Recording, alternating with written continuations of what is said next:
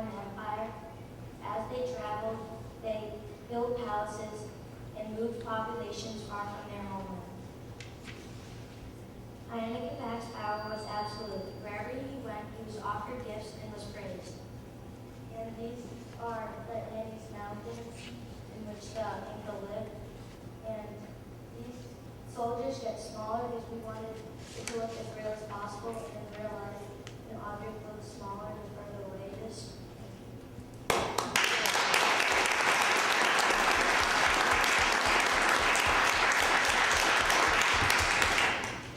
Hi, I'm Tate Companion and I'm in Miss Nemesis' 5th grade homeroom class.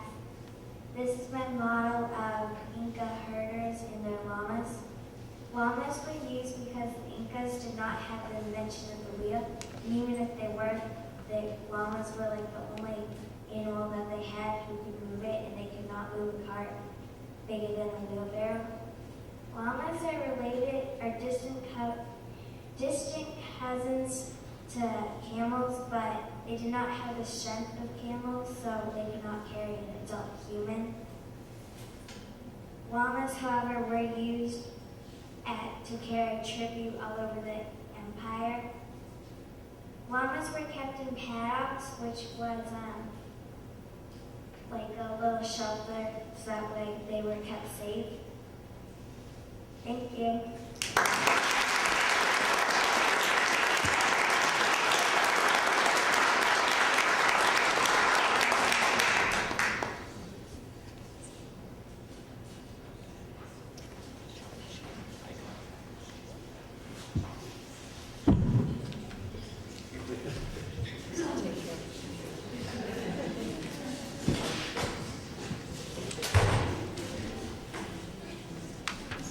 One other thing I just wanted to end with, and we actually began the meeting with a gentleman who was sitting here talking about the Barnum production and how it all begins in elementary school. Inside your folder also you'll see a sheet about the arts in the little school. It is a huge source of pride of ours here at the little school. We have a tremendous music teacher and art teacher who do phenomenal things. You can see the numbers. In chorus, grades 4 and 5 this year, we have 83 students. In instrumental music, grades 4 and 5, we have 76 students. All of the performances that they are participating in this year are listed there. In addition, Mr. Tedro has undertaken the drama club. This year, is it 3, 4, and 5? 4 and 5, 4th and 5th graders auditioned for the Music Man Junior. So it's a it's not a little skit, it's a full-out production. And that is scheduled for June 15th and 16th, so please mark your calendars. And at the bottom of the sheet, I took some pictures of our fabulous bulletin boards. Ms. Gomez, our art teacher, is very talented, very creative, and some of her work is shown in these pictures. It really doesn't do it justice. If you ever have an opportunity to walk around the school and look at her work on the bulletin boards, it's really fabulous. So I want to thank you for coming. I invite you to come during a school day so that you really can get the feel of what goes on in the building. One last thing I'd like to say is this audience is filled with amazing people, parents, children, and faculty. So I applaud all of you, and I thank you for coming.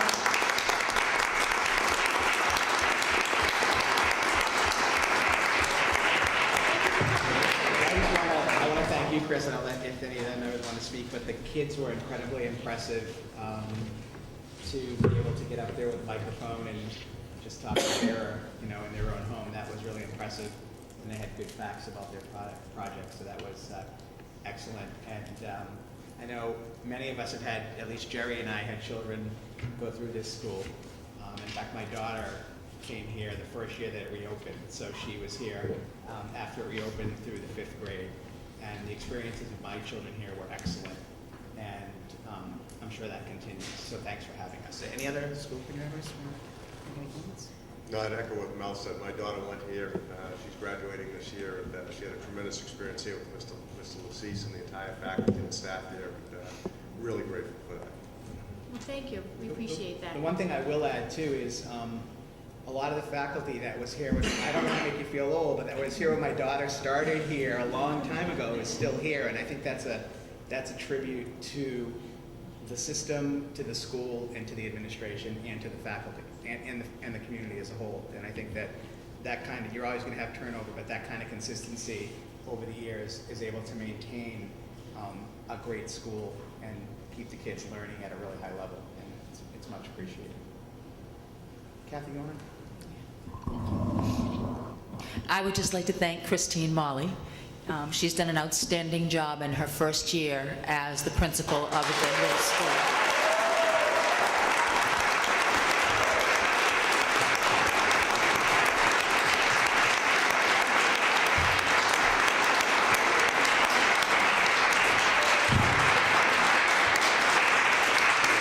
I knew that was going to happen, Chris.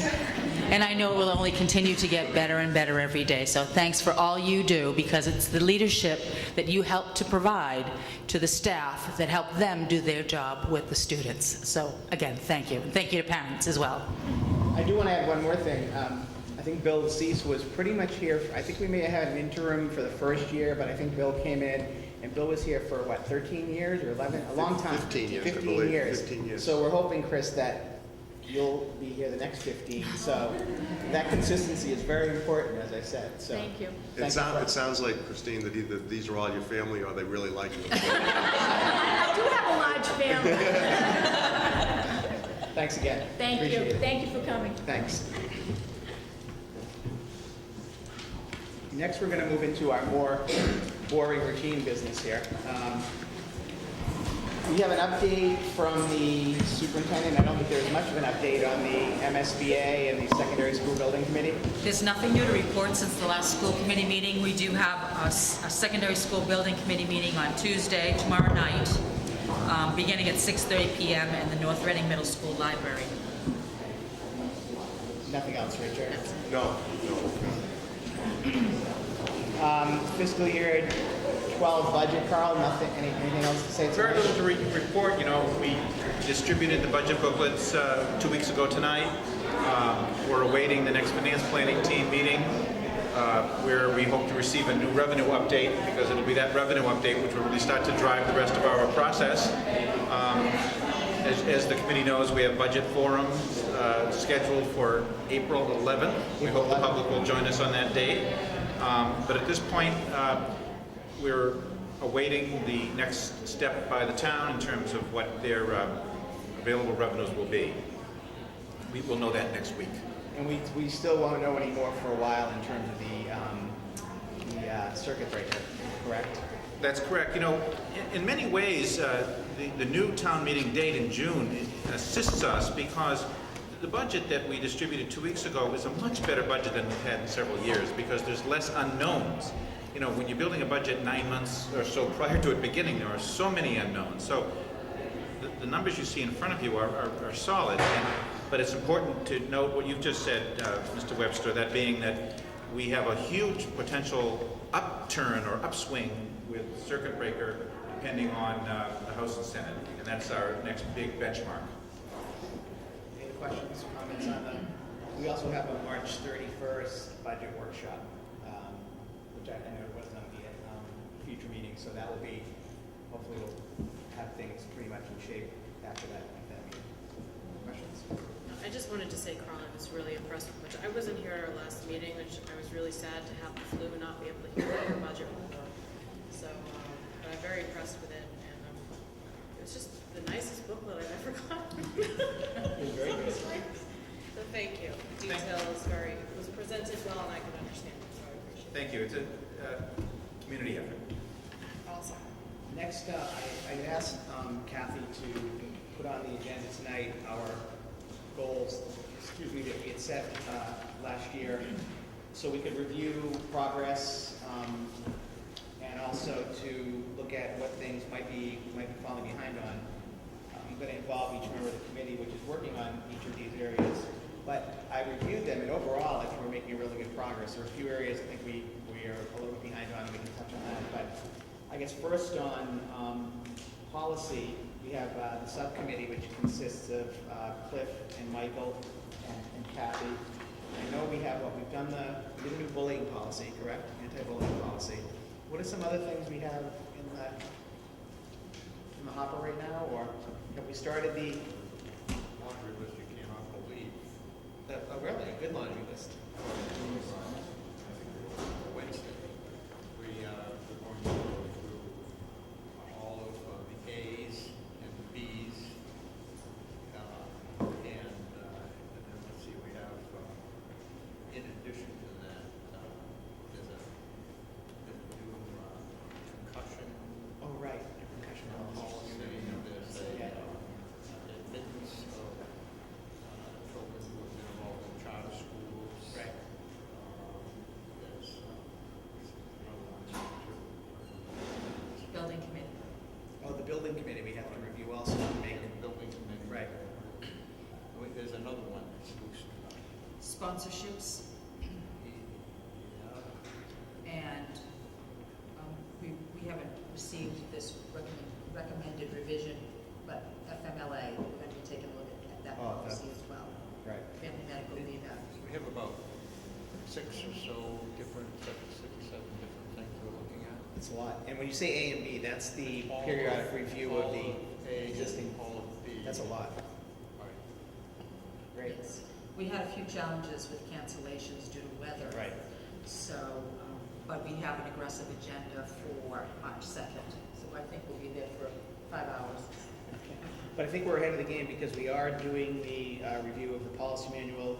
We've updated the policy on bullying, and we've clearly identified a number of other policies that need to be worked on this year. So I think, that's one of our key roles is setting and updating policy. Correct. Next, we have the